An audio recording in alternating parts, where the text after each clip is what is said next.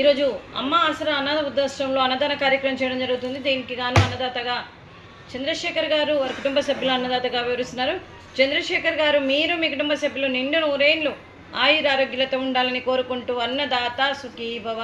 ఈరోజు సందర్భం ఏంటంటే మానవ సేవయే మాధవ సేవే లక్ష్యంగా 65 మంది నిరాశయ వయోవృద్ధులకు ఆకలి తీర్చడానికి మరియు చంద్రశేఖర్ గారిచే ప్రతి నెల ఒకరోజు అన్నదాన కార్యక్రమం చేస్తూ కడుపు నిండా అన్నం పెడుతున్న మరియు వారికి వారి కుటుంబ సభ్యులందరికీ పేరు పేరున ధన్యవాదాలు కృతజ్ఞతలు తెలుపుతూ మీకు మీ కుటుంబ సభ్యులందరికీ సంవత్సరం తలపెట్టిన అన్ని పనులు విజయం లభించి ఆధ్యాత్మికంగా వ్యక్తిగతంగా మీరు ఉన్నత శిఖరాలు అధిరోహించాలని కోరుకుంటూ మీకు ఎన్నటికీ తరగని ఆయుర ఆరోగ్యాలు అష్టైశ్వర్యాలు సుఖశాంతులను ఇవ్వాలని భగవంతుని వేడుతూ మీకు అంతా మంచి జరగాలని మనస్ఫూర్తిగా కోరుకుంటూ శుభాకాంక్షలు శుభాశీషులు ధన్యవాదాలు.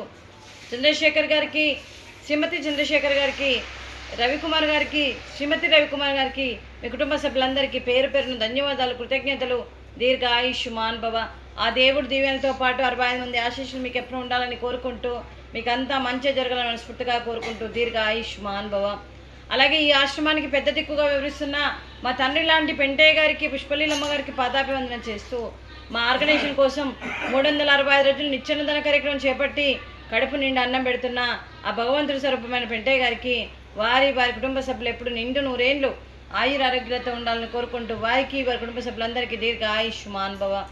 అలాగే చంద్రశేఖర్ గారు, శ్రీమతి చంద్రశేఖర్ గారు, మీరు అన్నదానం చేస్తున్నారు, మేము అన్నదానం స్వీకరిస్తున్నాం. ఈరోజు అన్నదానానికి ఫ్రూట్స్, అరటి పండ్లు, అలాగే స్వీటు బాదుషా, ఆనియన్ పకోడీ, అలాగే రైసు, అలాగే పన్నీర్ మసాలా, అలాగే టమాటా పప్పు, అలాగే సాంబారు. అన్నదాత సుఖీ భవ. అన్నదాత అన్నదాత సుఖీ భవ, సుఖీ భవ, సుఖీ భవ, సుఖీ భవ.